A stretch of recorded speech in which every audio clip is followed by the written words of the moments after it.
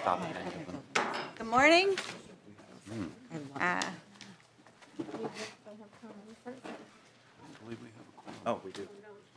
Bonnie's here, okay. We're good now. Good morning. I knew that Bonnie was on her way. Awesome.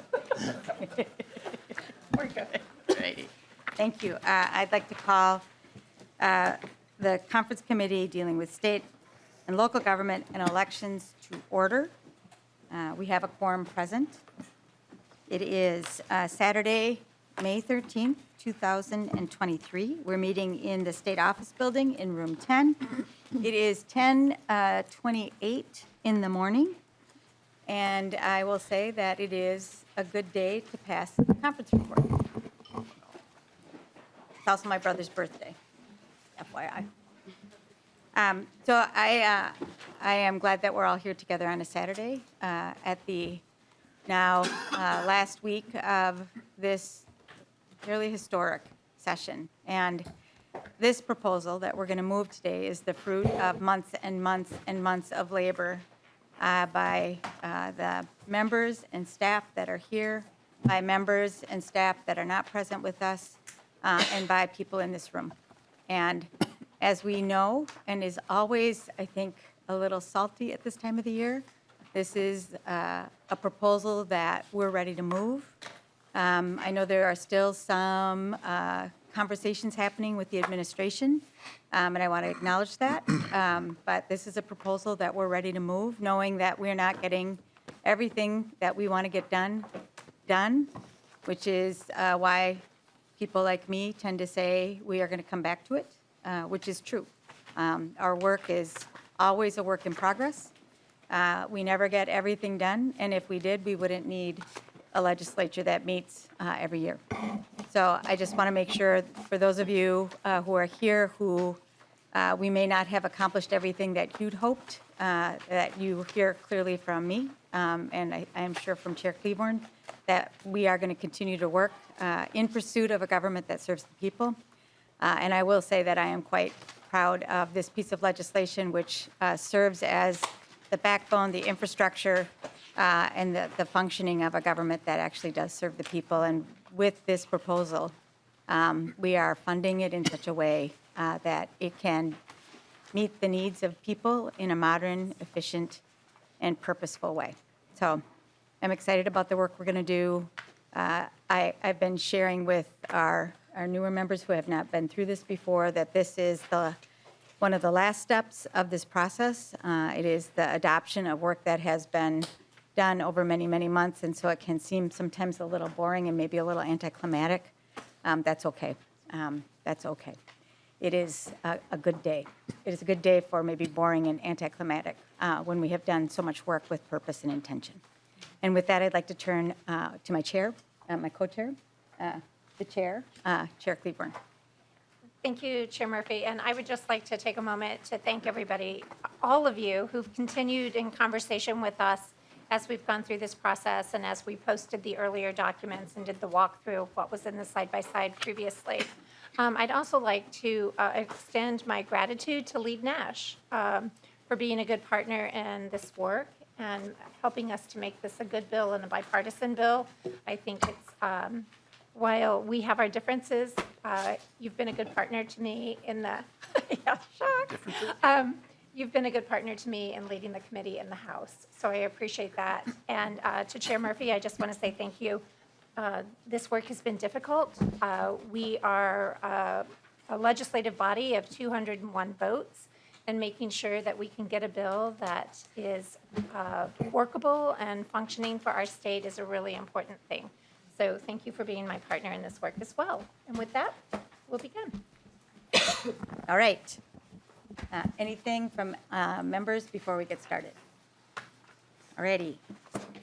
So we're going to begin with a high-level walkthrough of the spreadsheets for both state and local gov and for elections. And with that, I'll invite our fiscal analyst up to the table to begin that work.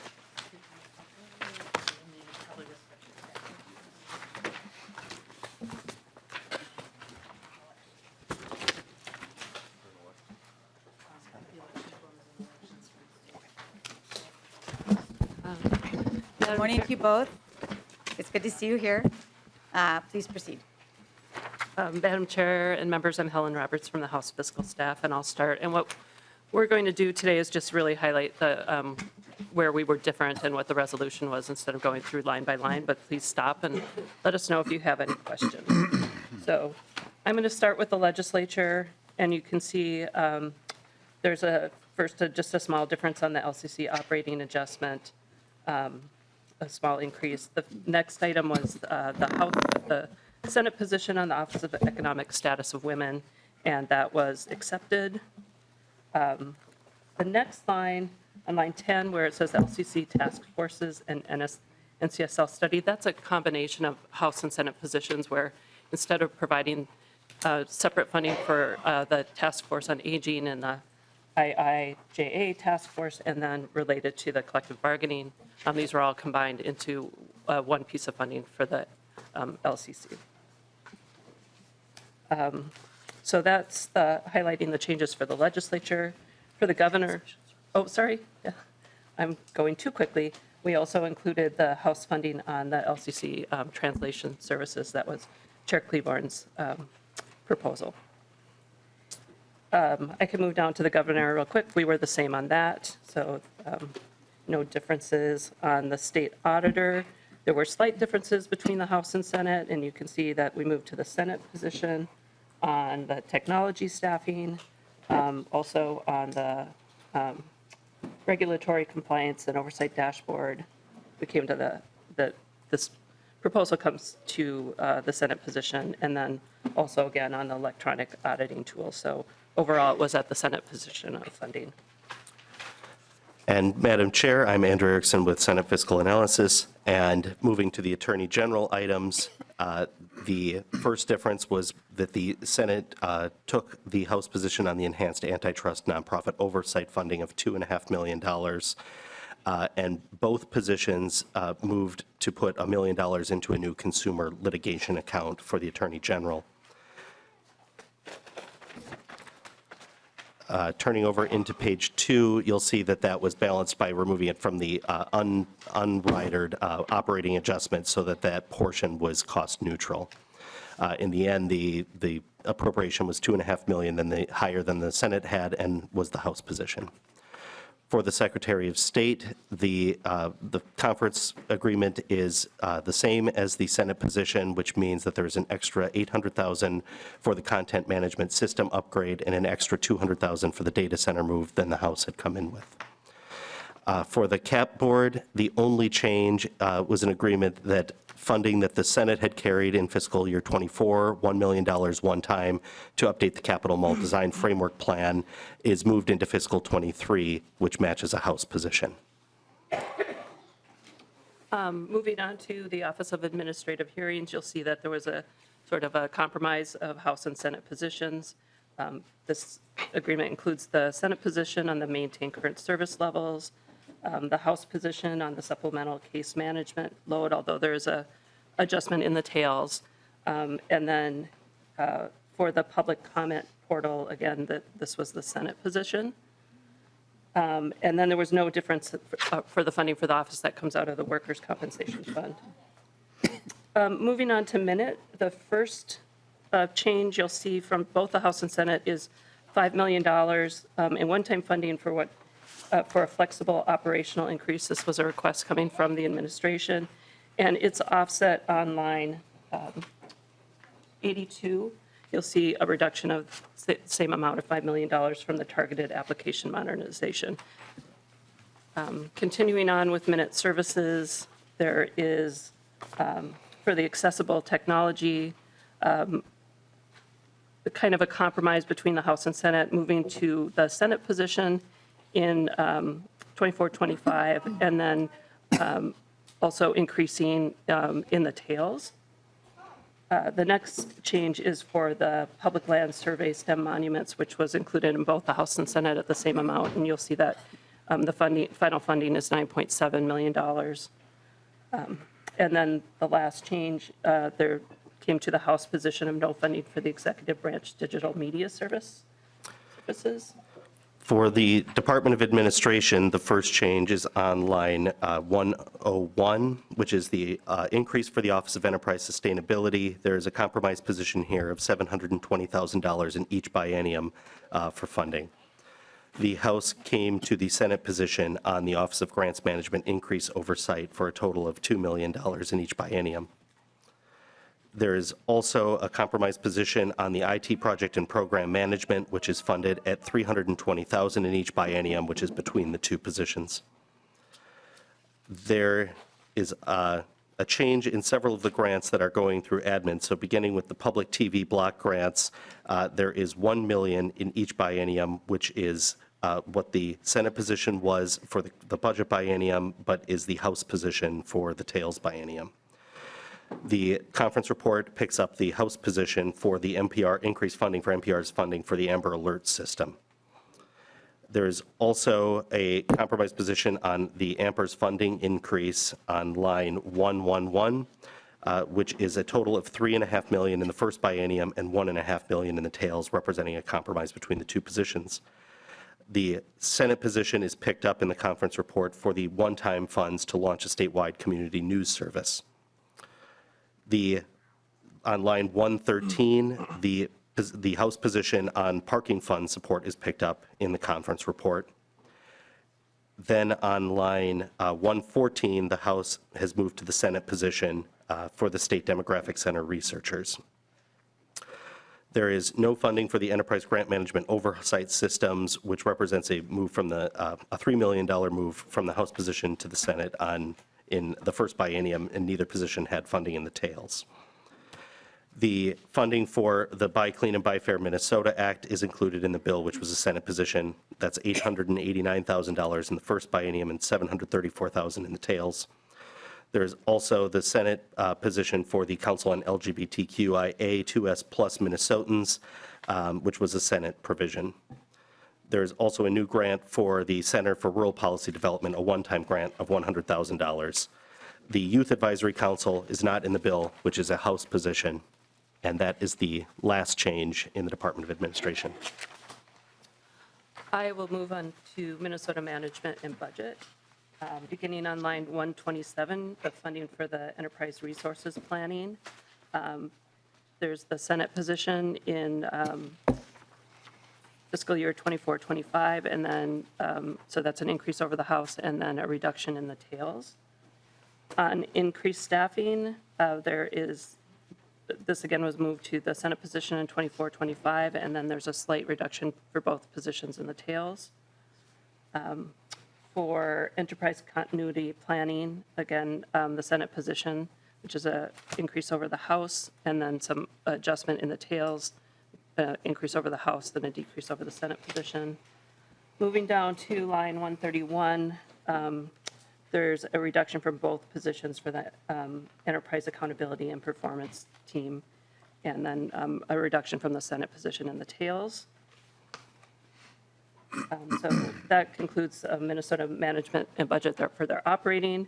Under Minnesota Management and Budget non-operating, you'll see that there's a change in the contingent account increase, moving to the Senate position in 24-25, and then a compromise in the tails.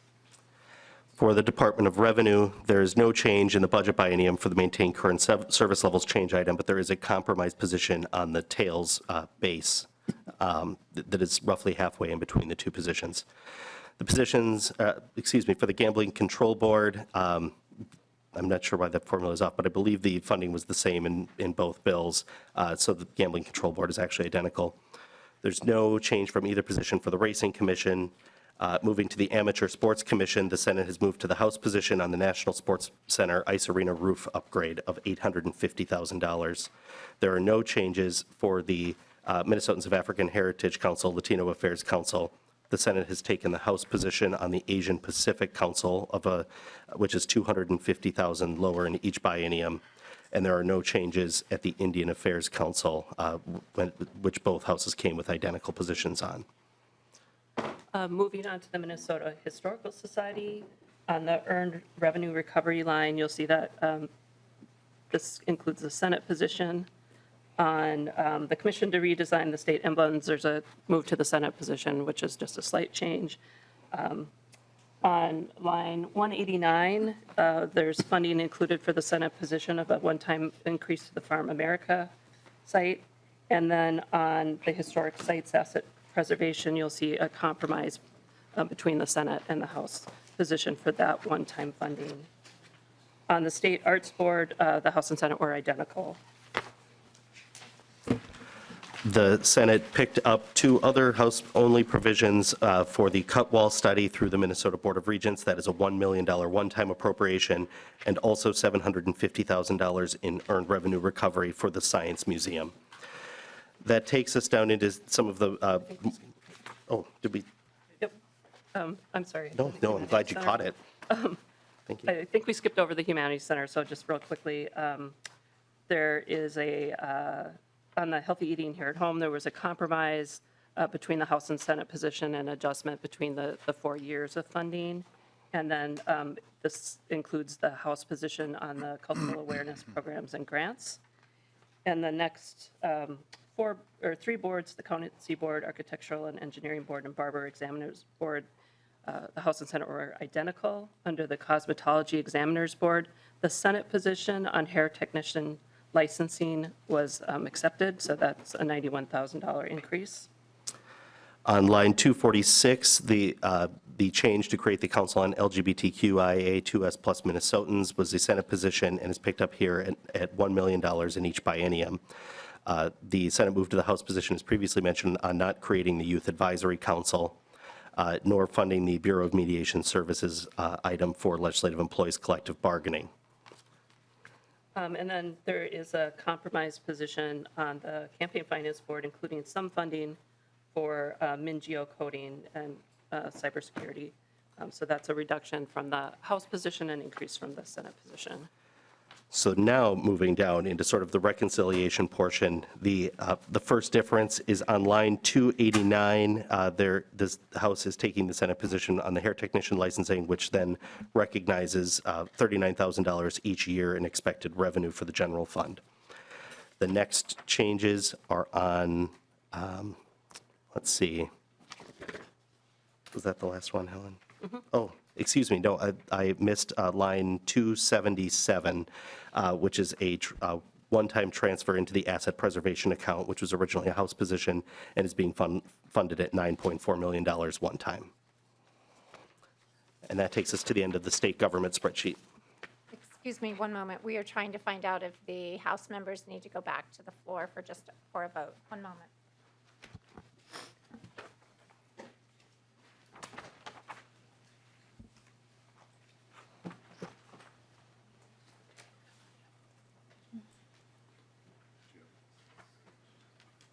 I'm not there to cause trouble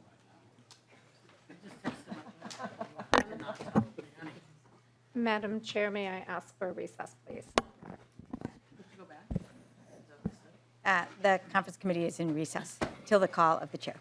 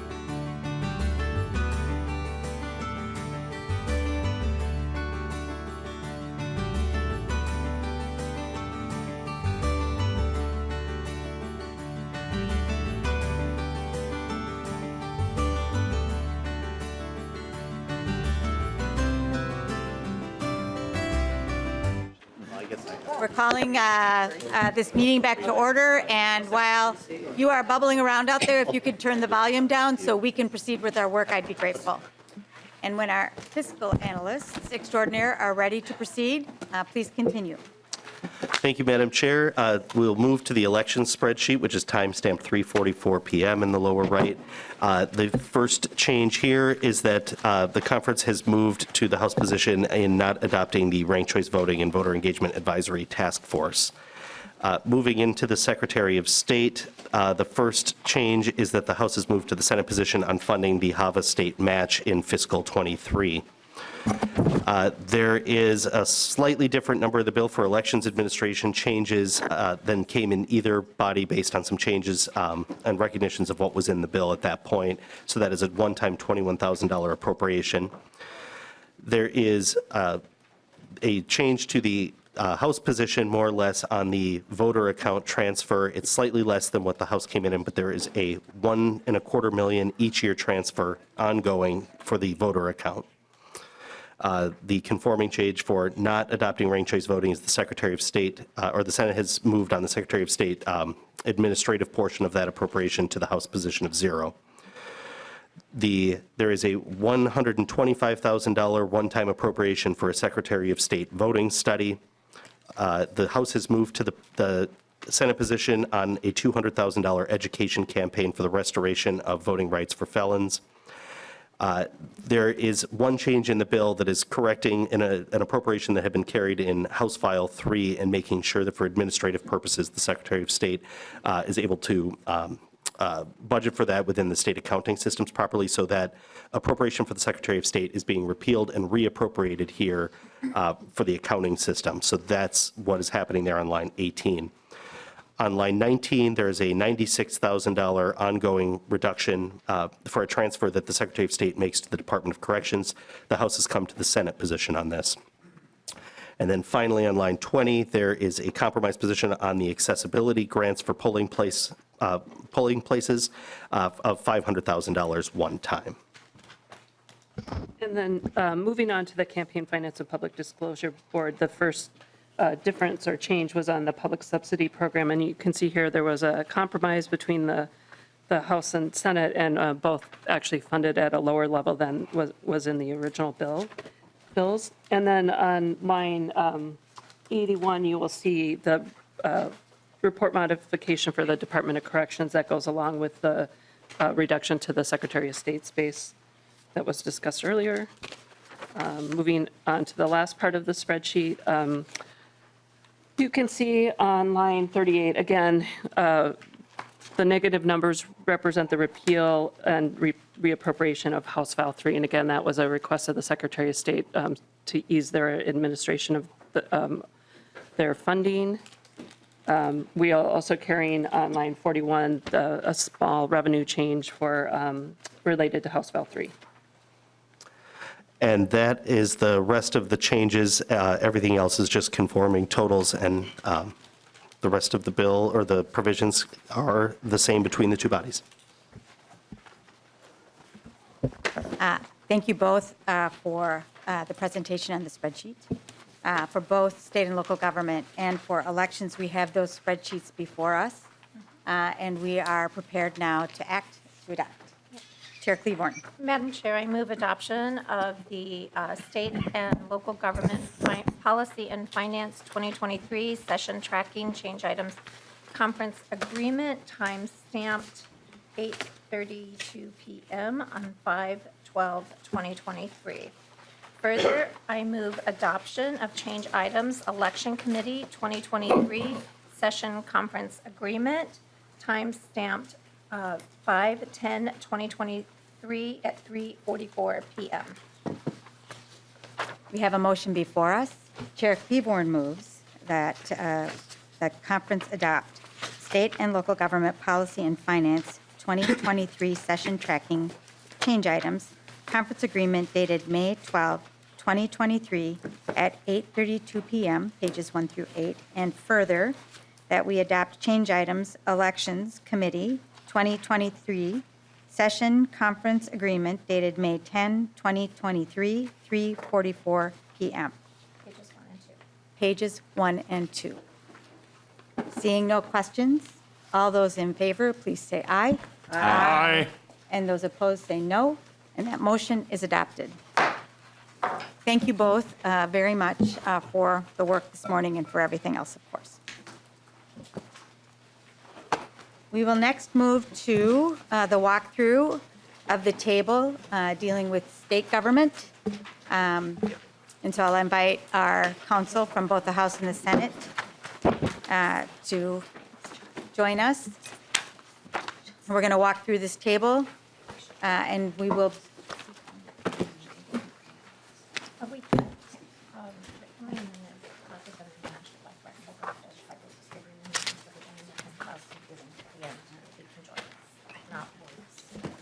So just so people are following along, we will walk through the table.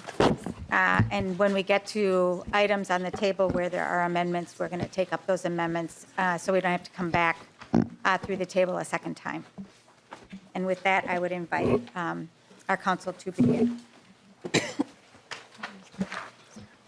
Madam Chair, I'm Matt Gehring from House Research. Stephanie James from Senate Counsel. The first item on the table relates to the redesign of the emblems and the flag.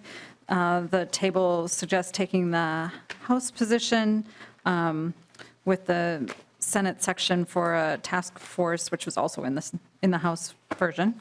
The next item relates to legislative employees.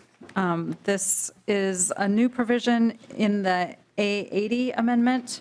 This replaces this House and Senate position, or the Senate-only position on this. This creates, first of all, a requirement that study be commissioned from the NCSL about organization of legislative employees, and then following that, the executive director of the LCC will hire a consultant to look into issues specifically related to organizing of legislatures. The next item is a House-only item. Ms. James? Oh, yes, you want to adopt it? Yeah. Yeah, That's sorry. all right with you. So we have before us the A80 amendment. That is the result of a lot of work and compromise dealing with the people who work in the Minnesota legislature. Senator Westland moves the A80 amendment. Members, are there questions? Seeing no questions, all those in favor, please say aye. Aye. And those opposed say no, and that motion is adopted.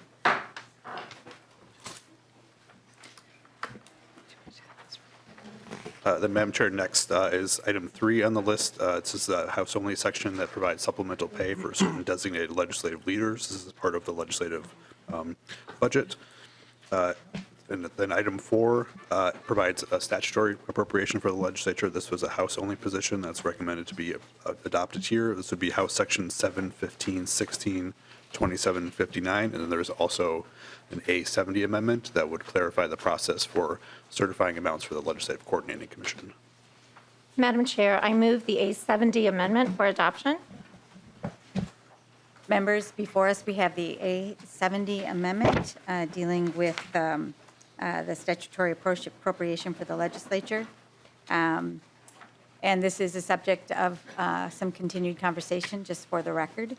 But this amendment puts the bill in the shape that we would like it this morning. Are there any questions? Seeing no questions, all those in favor, please say aye. Aye. And those opposed say no, and that motion is adopted.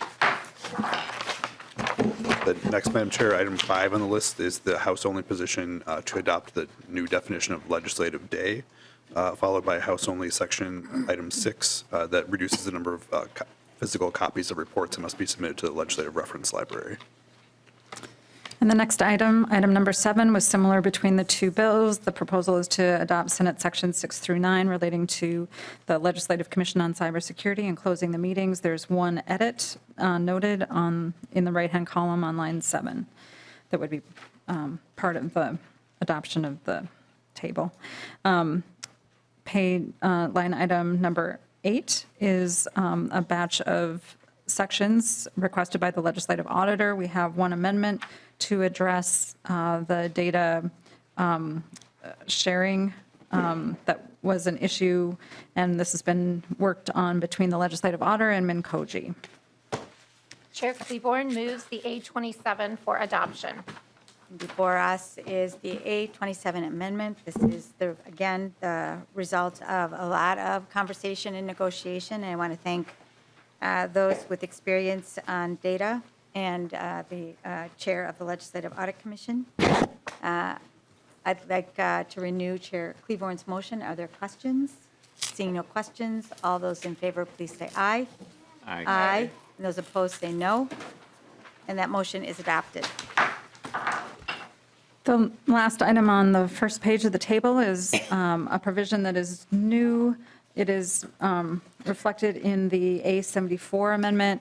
This establishes a multi-state litigation fund for the Attorney General to use to fund multi-state or complex consumer litigation. And before us, we have the A74 amendment that creates the language for the Consumer Litigation Fund. Senator Westland moves the A74 amendment. This is, again, the work of folks from the AG's office, as well as members and staff. Are there any questions? Seeing no questions, I'll renew the motion, Senator Westland's motion on the A74. All those in favor, please say aye. Aye. And those opposed say no, and that motion is adopted.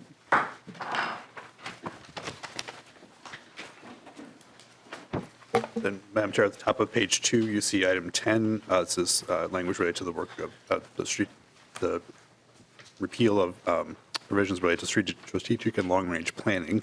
This is adopting House Sections 14, 43, and 46, as well as the associated repealer. Then item 11 is the Council on LGBTQIA2S+ Minnesotans. This is Senate Sections 6 and 46, and there is also an A60 amendment to correspond to these changes. Thank you, Mr. Gehring. We have before us the A60 amendment. Senator Mitchell will move the A60 amendment, which is providing definition for LGBTQIA2S+ to this section of the conference report. Members, do you have questions? Seeing no questions, Senator Mitchell renews her motion on the A60 amendment. All those in favor, please say aye. Aye. Those opposed say no, and that motion is adopted.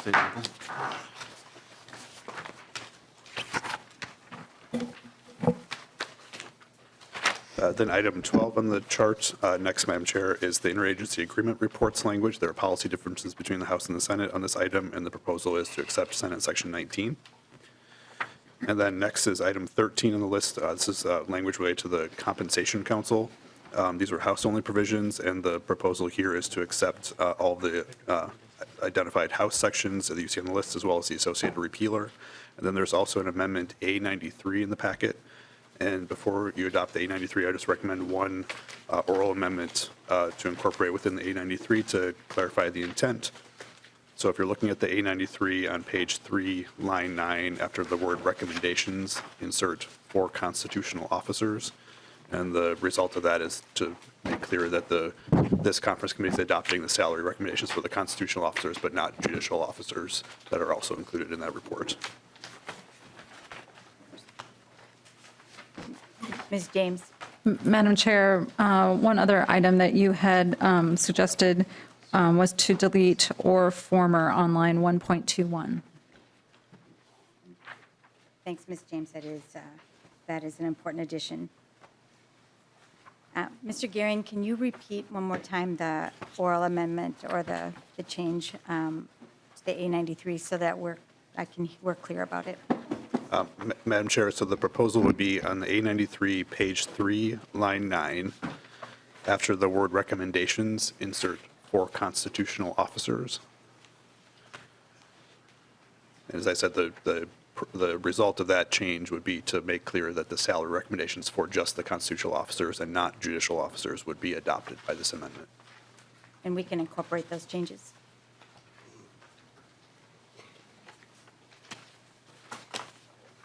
So I will move the A93 as amended for adoption. Chair Klevorn moves the A93 as amended. Members, do you have questions? Ms. James? Madam Chair, Mr. Gehring and I just want to make sure that everyone's clear on whether or not the oral change on 1.21 is also part of the.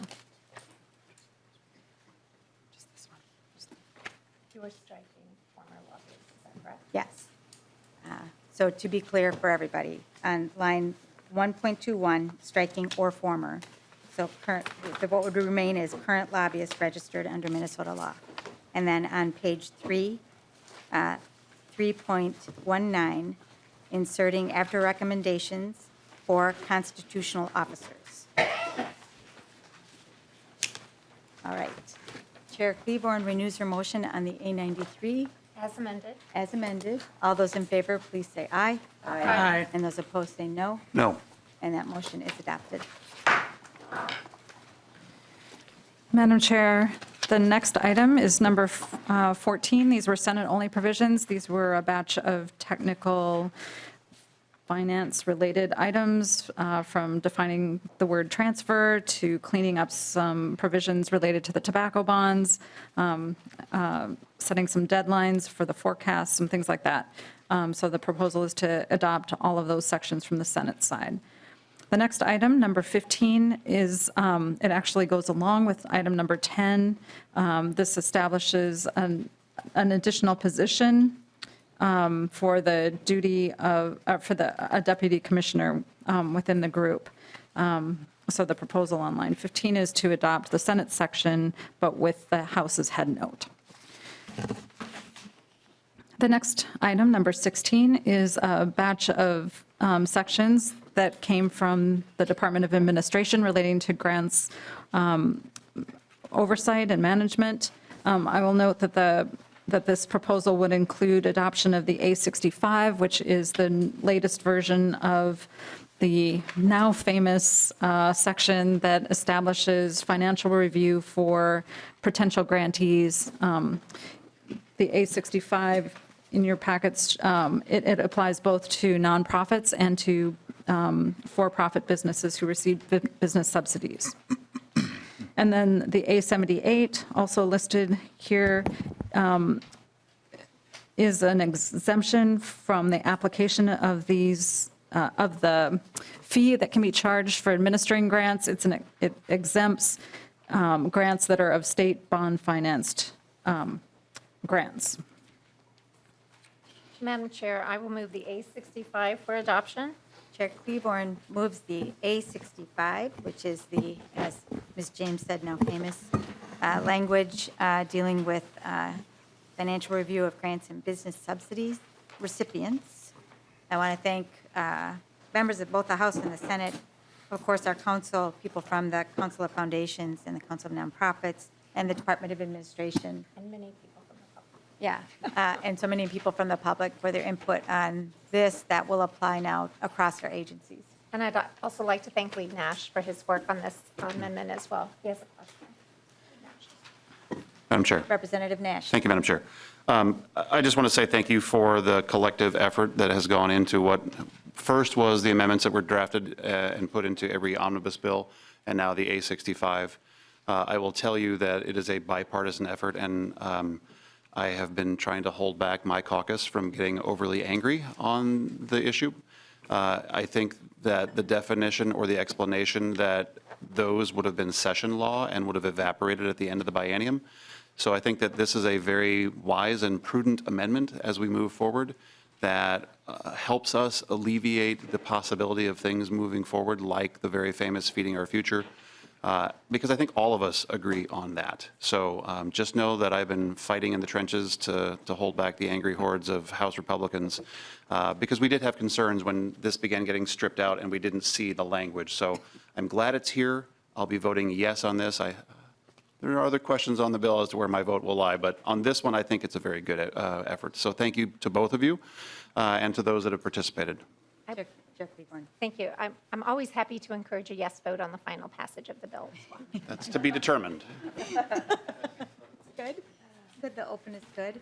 I do want to, again, say thanks, but Representative Nash, I appreciate the often lonely and hard work when you are trying to bring a group of people along on an idea that is worthy in an environment where we tend to separate based on our caucuses, in this case, Packers versus Vikings. So that's hard work, and I really appreciate it.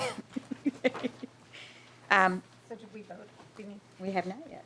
So Chair Klevorn renews her motion on the A65 amendment.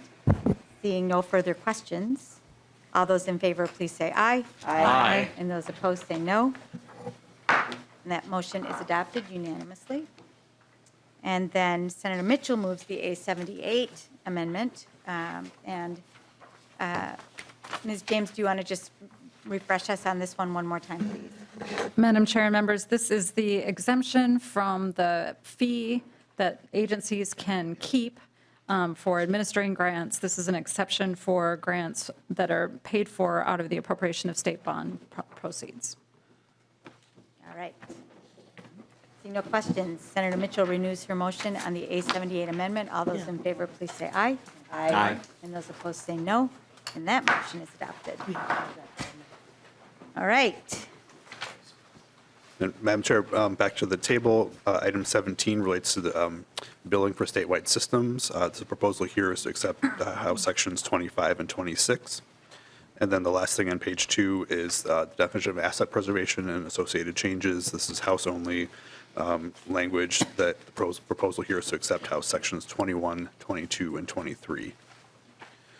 And then moving to the top of page 3, item 19 is a new provision that's drafted in an amendment form. This is the A83 amendment that provides carry forward for budgeting within the office of the governor. Madam Chair, I move the A83 amendment. Chair Klevorn moves the A83 amendment dealing with the administration's appropriations. Seeing no questions, all those in favor, please say aye. Aye. And those opposed, say no. Nope. And that motion is adopted.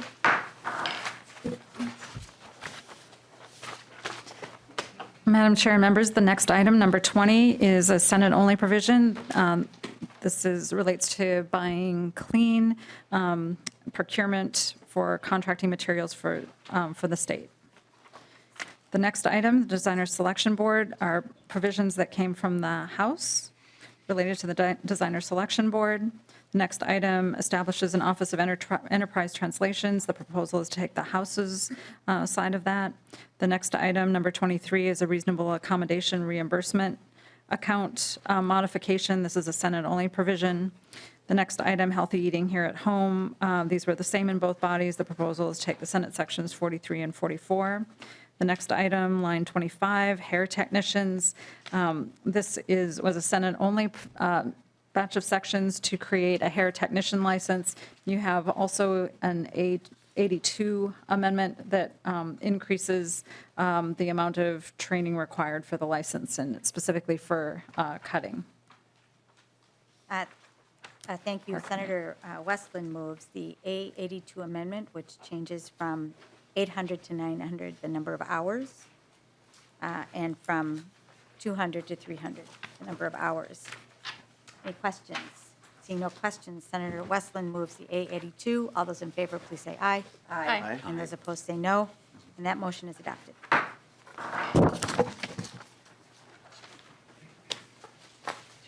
Then, Madam Chair, next is another new provision drafted as an amendment here, the A75 amendment. This relates to the Interfaculty Association and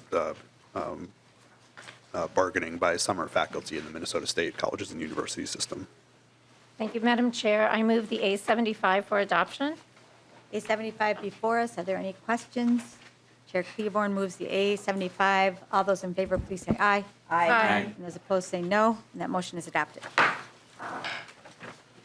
Then item 27 on the chart is similar language in both bodies. The proposal is to accept House Section 47. This is the Private Cemeteries Act. And then item 28, similar language again between both bodies. This is the Public Land Survey System Monument Grant Program. This was funded in the spreadsheet, and this is the associated policy language, House Sections 49 and 50. Then item 29 on the list is the transition of Christopher Columbus Day into Indigenous Peoples Day. So it's House-only language, and the proposal is to accept those sections 76 and 79. Madam Chair, the next item is the Legislative Task Force on Aging. These were similar provisions in both bills. The proposal here is to take Senate Section 44. Item number 31 establishes an Infrastructure Resilience Advisory Task Force. This was a House-only provision, and the proposal is to take that section. Line 32, a Grants Administration Oversight Feasibility Study. This provision was similar in the two bills, and the proposal here is to take the House section for that. The next item, number 33, is for development site, redevelopment of the Ford Building site. This is a House-only provision, and the proposal here is to take that House Section 56. The next item is number 34, the Capitol Barber. This was a House-only provision. The proposal here is to accept the House Section 57, but we will change the location to Capitol Complex. Then item 35 on the list relates to the Capitol Mall Design Framework. This is similar language in both bodies, and the proposal here is to accept Senate Section 7 with a few technical updates, as you see identified on the chart. And then item 36 is the Office of Small Agency Studies. This was identical in both bodies. The proposal is to accept House Section 60. And then a set of repealers, the Parking Garage Debt Service repealer. Proposal is to accept House Section 61, line 63.25 and 63.26, as well as the repealer related to the Evergreen Fire Hall polling place location. This is line 63.21 and 63.22 of the House language in the repealer section.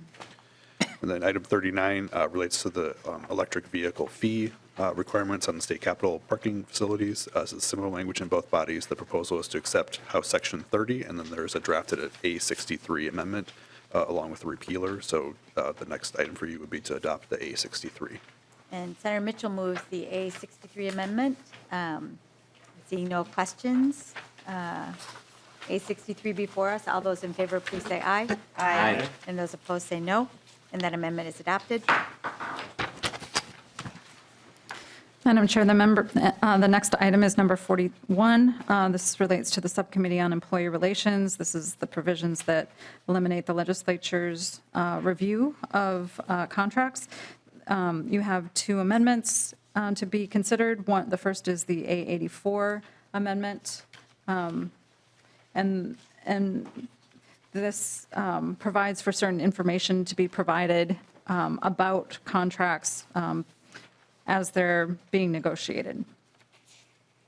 Representative Freiberg moves the A84 amendment. Members, do you have questions? Seeing no questions, all those in favor, please say aye. Aye. And those opposed say no. The motion is adopted. Madam Chair and members, I skipped item number 40, which is the legislative session convening in odd years. This was a House-only provision, House Section 2. And then you have another amendment on line 41 to consider. This is the A76, and this provides for the elimination of the ability of the legislature to modify managerial plans. Representative Greenman moves the A76 amendment. Are there any questions? Seeing no questions, all those in favor, please say aye. Aye. And those opposed say no, and that motion is adopted. The next item is the Senate, or advice and consent of the legislature for confirmations. This was similar in both bodies. You're adopting the Senate Section 20, or that's proposed here. That's to be amended by the A58 to reflect that there's one appointment that the House has a role in confirming that isn't where inaction isn't already addressed in its enabling statute, so that is the A58. And Representative Hewitt moves the A58 amendment. Are there any questions? Seeing no questions, all those in favor, please say aye. Aye. And those opposed say no. No. And that motion is adopted. The next item has to do with alternative energy, modifying the statutes related to that, and the proposal here is to take Senate Sections 25, 26, and 29. That was a Senate-only provision. The next item is House-only relating to procurement and contracting provisions, and the proposal is to take House Sections 31 and 32.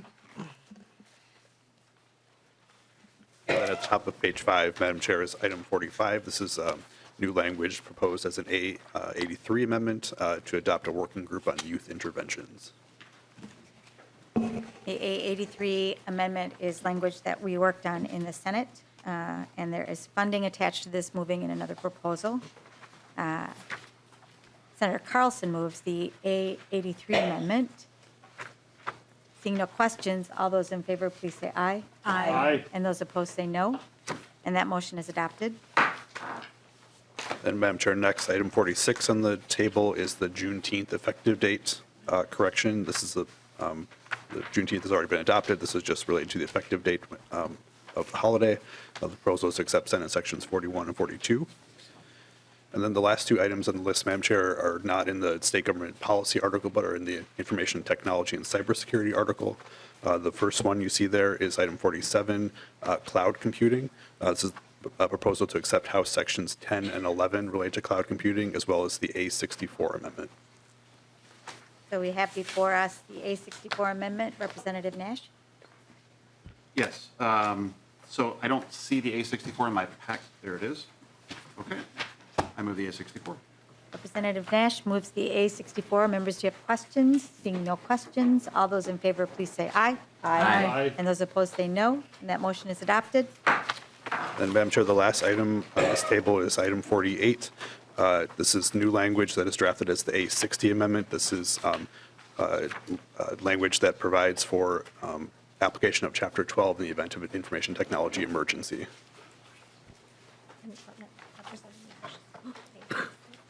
Representative Nash. Yes, thank you, Madam Chair. I would move the A60. Representative Nash moves the A60. Members, do you have questions? Seeing no questions, all those in favor, please say aye. Aye. Those opposed say no. And that motion is adopted. Madam Chair, we have one more amendment. Chair Klevorn. Madam Chair, I believe that Representative Greenman would like to offer the A91.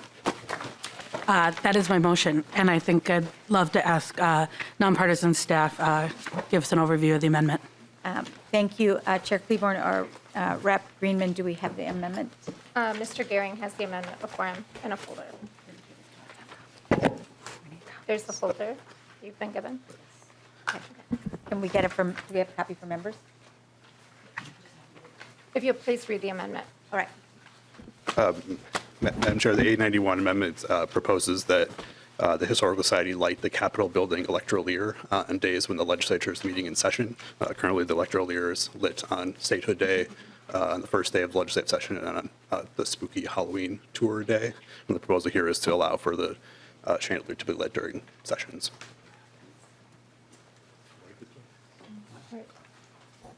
Madam Chair. Any discussion to the amendment? Madam Chair? Madam Chair? Okay, I'm just going to say, not every member has this amendment. Okay. Okay.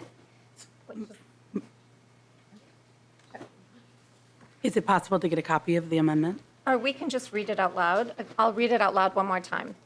The Minnesota Historical Society must light the Capitol building electroleer during regular business hours on any days during which the legislature is convened in a regular or special session, or during special events when requested jointly by the Chief Clerk of the House of Representatives and the Secretary of the Senate. The Historical Society must coordinate with the Chief Clerk of the House of Representatives and the Secretary of State for the purpose of keeping the electroleer lit when either body of the legislature is expected to meet outside of the regular business hours. We renumber the sections in sequence and correct the internal references.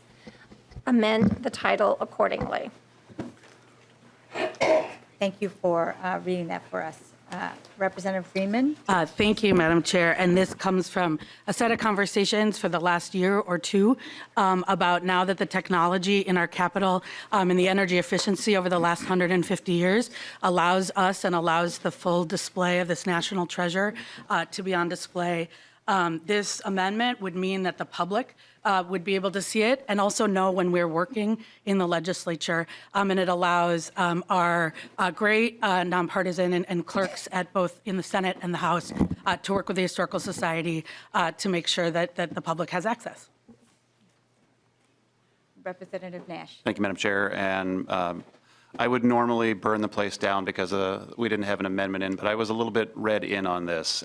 So this is a great amendment that we are doing for one of our staff who has been suggesting this for a fairly long time, and I think that it is a good representation. So if you look at it much like a fire department has a light on when they are out on a call, so that people know that the fire department is working, I think this is an excellent demonstration that we are here and we are working, and that we welcome the public to come down and either cheer us on or throw things at us at their choice. Please cheer us on. Prefer the former as opposed to the latter, but thank you. All right. Are there questions regarding this amendment from the House that, is apt for the North Star State? And, we could also say that it is a signal of our bright future. Seeing no questions, Representative Freeman renews her motion on the A91 amendment. All those in favor, please say aye. Aye. And those opposed say no, and that motion is adopted. And that concludes the amendments to State Gov, and Chair Klevorn is going to just quickly review. Yeah, I'm sorry, please repeat. That concludes the work on state government. Thank you both, Mr. Gehring and Ms. James, for the work this morning, and of course, your incredible work thus far. And we'll invite. Madam Chair? Representative Nash. Sorry, I was running back from a hastily called caucus, and I did have a question relative to the change made on legislative day, if you would indulge me, because I was running back from the Capitol. Representative Nash. Thank you, Madam Chair. So either to staff or to the author of the amendment, I'm trying to wrap my mind around what the change in legislative days means. And is it effectively creating a scenario where you can possibly have floor sessions or committee where you are moving bills but not have it decrement against the legislative days?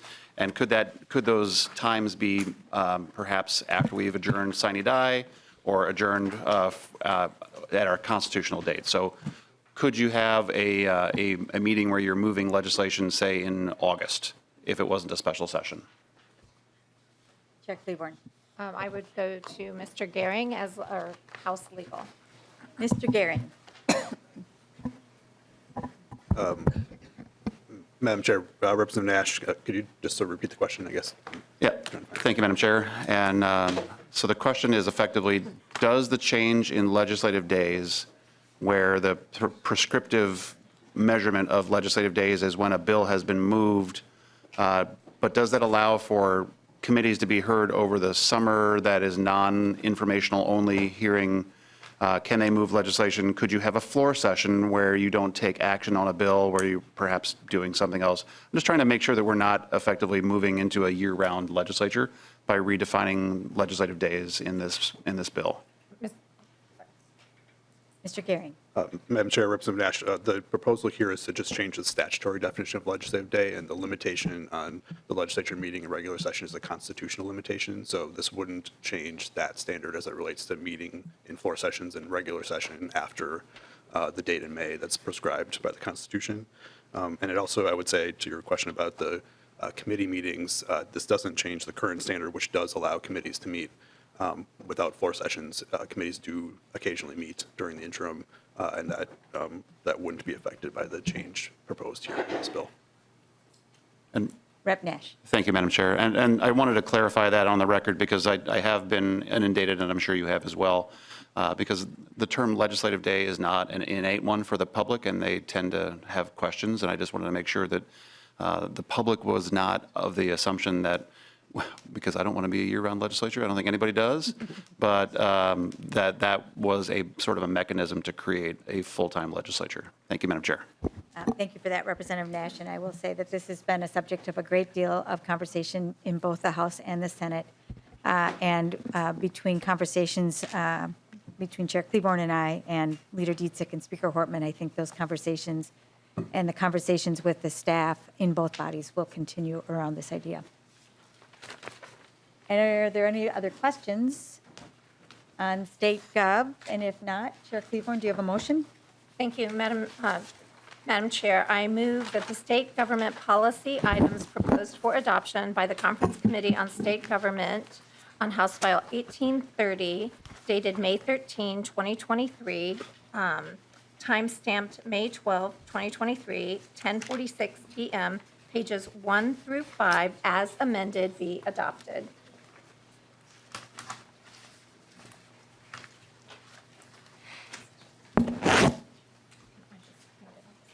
All right. Chair Klevorn moves what you just said. All those in favor? All those in favor, please say aye. Aye. And those opposed, say no. No. And that motion is adopted. We will next proceed to local government and invite our council to join us.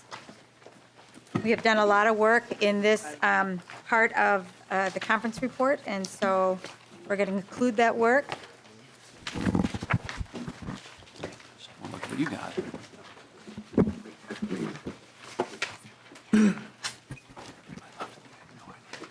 Welcome to the committee. Good morning, Madam Chair. Joan White with Senate Council. I will be going over the local government policy provisions. There's 2 outstanding sections. The first is related to the Special Service District expansion, and there is an A56 amendment. This amendment deletes the existing sections, which are Senate only, and allows both multi-unit residential and non-residential property owners to petition to establish a special service district. We have before us the A56 amendment that is the result of work between Senator Bolden and stakeholders related to local government. Are there questions? I see no questions. Then Senator Westland moves the A56 amendment. All those in favor, please say aye. Aye. And those opposed, say no. And that motion is adopted. The next section, Madam Chair, is related to the St. Cloud Regional Airport. It's the A69 amendment, and this amendment, notwithstanding any law or ordinance, allows the City of St. Cloud to issue an on-sale liquor license for St. Cloud Regional Airport. We have before us the A69 amendment. Senator Carlson offers the A69 amendment, and I want to say thank you to Senator Putnam, Representative Wogelmont, Representative Klevorn, our chair, as well as the MAC and our council in putting this together.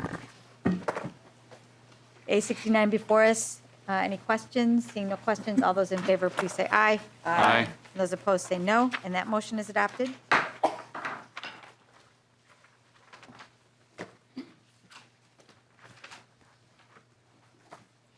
And that concludes our work on local government. Would you like me to make them? I would. I move that the 2023 Omnibus Local Government Policy Articles on House File 1826 and Senate File 1423, or 24, let me repeat that, Senate File 1424, as amended, prepared by House Research and State Council to local government policy provisions for potential adoption on May 13, 2023, items 1 and 2 be adopted. Chair Klevorn moves that the Omnibus Local Government Policy Articles, House File 1826 and Senate File 1424, dated May 13th, 2023, as amended, Sections 1 and 2, be now adopted. Are there any questions? Seeing no questions, all those in favor, please say aye. Aye. Those opposed, say no, and that motion is adopted. And that concludes our work on local government. Thank you both today and for all of the work that you've done this session. And next, we will welcome up our elections team.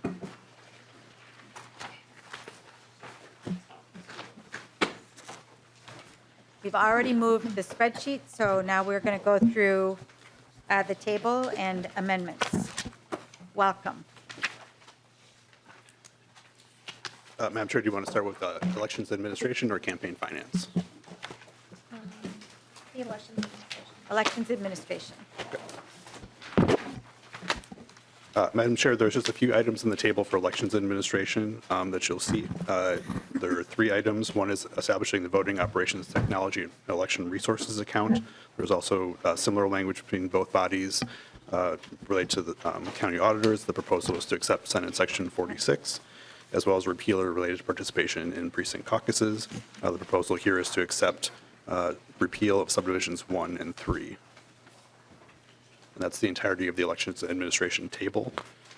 And there is separately a large amendment that has a number of other elections administration provisions. This is the A92 amendment.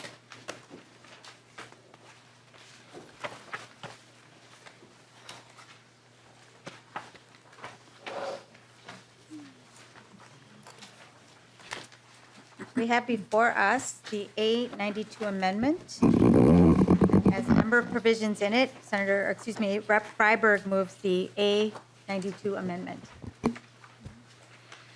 Members, do you have questions? Representative Nash. Thank you, Madam Chair.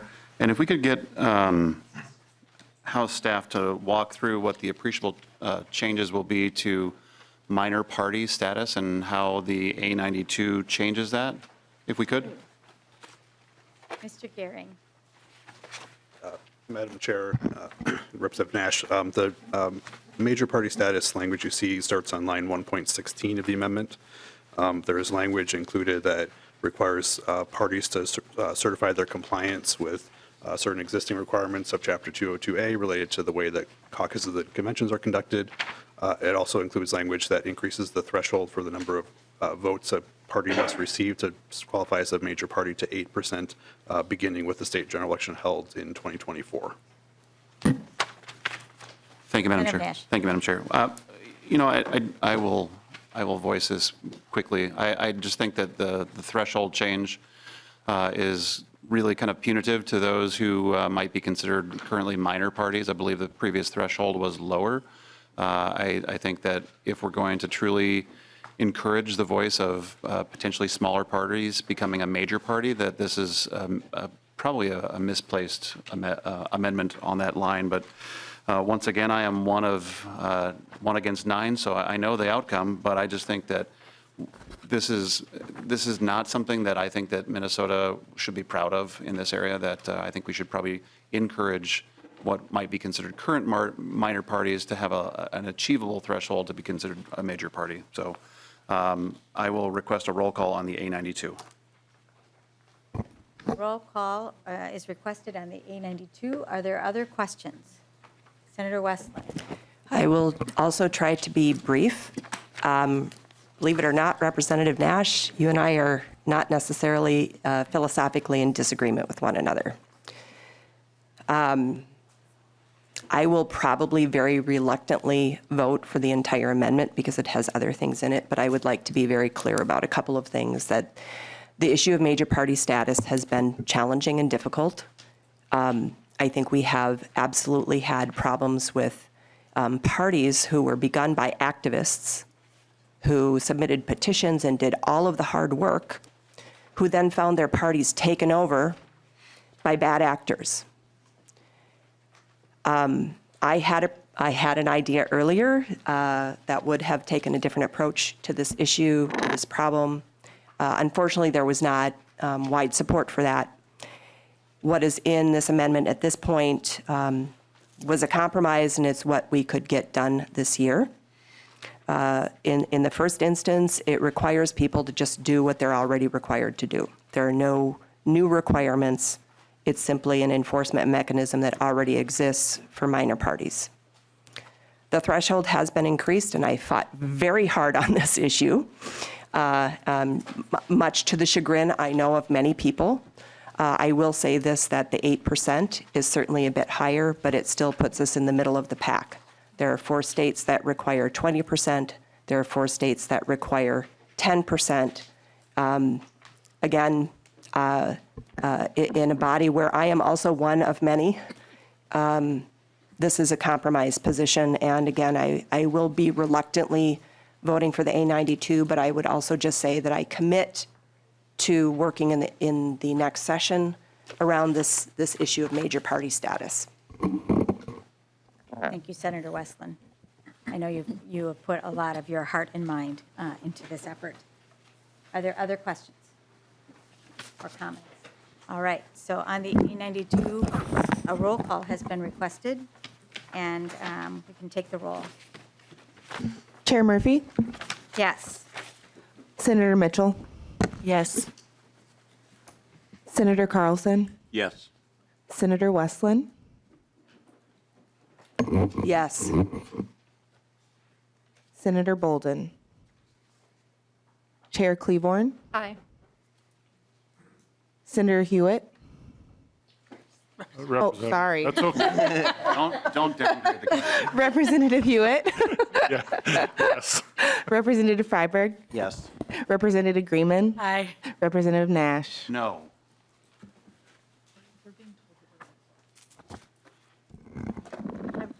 The speaker has given us permission to 12:30. Thank you for that. There being 4 ayes on the Senate side, 4 ayes on the House side, and 1 no, the motion is adopted.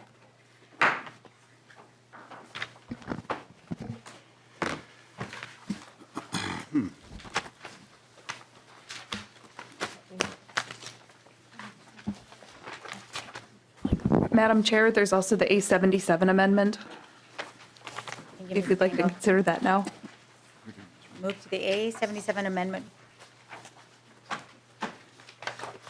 And this amendment is an agreement among leadership around a couple of boundary changes.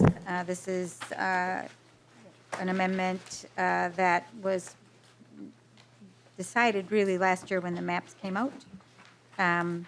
And therefore, if there are no questions, Chair Freiberg moves the A77 amendment. Madam Chair, before you make the motion, there's an additional section that needs to be incorporated from the side-by-side. Thank you, Ms. Fang. That is the changes to Senate District 9 from the side-by-side. It's on page R1A5, House Section 2 should be included in the package here.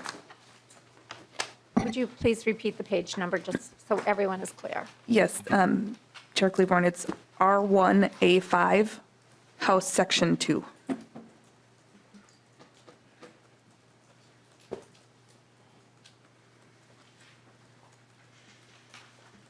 All right.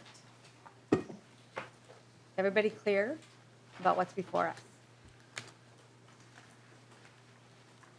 Seeing no questions.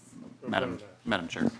Representative Nash. Thank you, Madam Chair. I just wanted to, again, say thanks for the effort to, because 2 of these are districts that need to be corrected for Republican members. I do think that I like the collegiality that we had around this.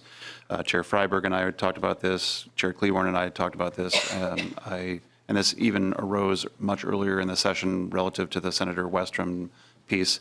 Sometimes, as a GIS person, sometimes mistakes happen when you're building a map and you have multiple variables that are going into that. So I think that the 2 smaller ones are really much appreciated. I think there is one other one that is interesting, but I do recognize that there are efforts that need to be taken to correct something after the fact, and we can just lay this at the court's feet if you wish. So we'll let them own this one. Thank you very much, Representative Nash. Seeing no further questions, Representative Freiberg moves the A77 amendment as amended. Any questions? Seeing no questions, all those in favor, please say aye. Aye. And those opposed say no. No. And that motion is adopted. And I believe that concludes the election table and the elections amendments. Yes, I would. Madam Chair, I move the 2023 Omnibus State Government Finance, House File 1830 and Senate File 1426, Election Administration Policy Sections for potential adoption on today is 13. On 5/13/2023. The date and time stamp of this document is 5/10/2023 at 6:26 PM. It is page 1, as amended. Are there questions? Seeing no questions, Chair Klevorn renews her motion on the election section of the conference report. All those in favor, please say aye. Aye. And those opposed say no. And that motion is adopted.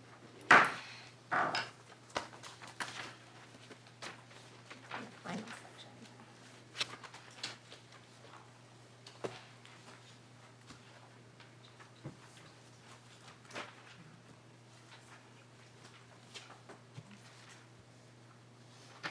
Mr. Gehring, if you would like to begin with the campaign finance policy sections. And Madam Chair, I think what I'll ask before we do the walkthrough, so we have walked through the campaign finance language previously in the committee, and there are no standalone amendments associated. So would you like us to walk through individual pieces, or would you like just the general overview of this article? We would like, Mr. Gehring, thank you, an overview of the article. Thank you, Madam Chair. I will highlight a few of the items, and Mr. Gehring can sort of bat clean up for me. This article makes a variety of changes to the campaign finance laws, including adding some different definitions, including economic disclosure of a spouse's financial interests, including amendments to lobbyist and principal reporting and what is required in those various reports. It requires reporting on lobbying before all political subdivisions and not just those in the metropolitan area. It includes provisions regulating and requiring reporting on electioneering communication. It makes some changes to the statement of economic interest and calls out some exceptions for certain very local offices requiring a lesser level of disclosure. It provides for virtual currency and accounts for how those are accepted as contributions and how they must be handled. It makes some clarifications and requirements around using depositories, particularly as they relate to virtual currency or things taken on online platforms. And then there are a variety of other smaller changes related to notification at point of sale when there's a contribution. It prohibits contributions during the legislative session or any time of the year for access to a club or a space. It makes some changes to multi-candidate expenditures not being exception for multi-candidate expenditures for booths at state fairs, provides a penalty for failure to do closed captioning on campaign advertisements. Mr. Gehring? And then, Madam Chair, I would just highlight also that there is a structure for reporting of electioneering communications built in within this article. And then identified on the table is a number of effective date changes and other smaller language modifications that are all listed in the change column on this chart.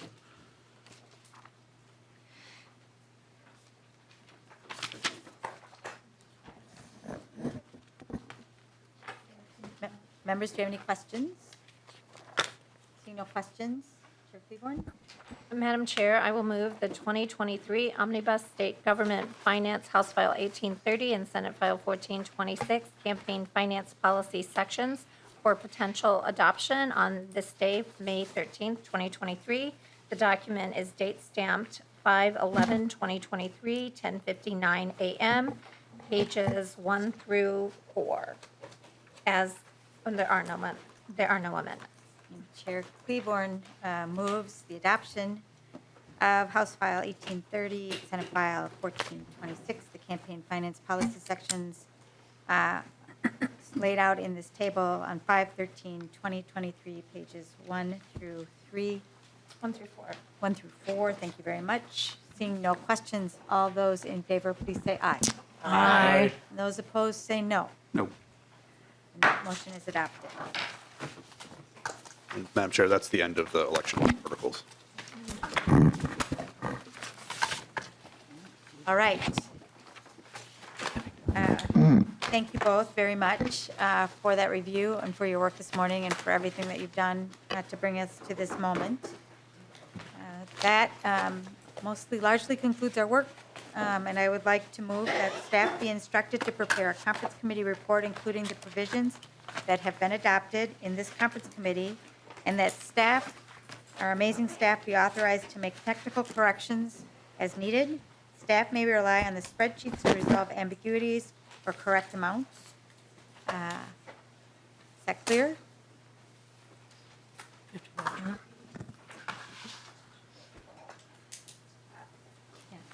And then, as I said at the start, there are a couple of areas where we are still talking through small changes with the administration. And I just want to make sure that I'm clear about that on the record with everybody.